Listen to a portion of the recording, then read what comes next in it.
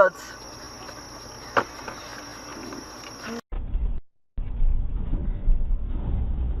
Оу.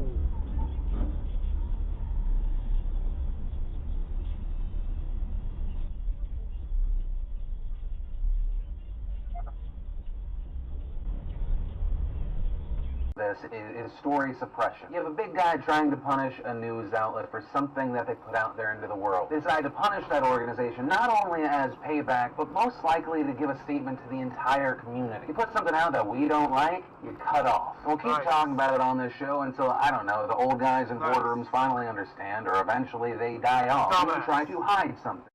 Suppress something, especially by trying to hurt or punish others. All you're doing is making it so that people like А главную роль по-чешски исполняет Александр Сямчев.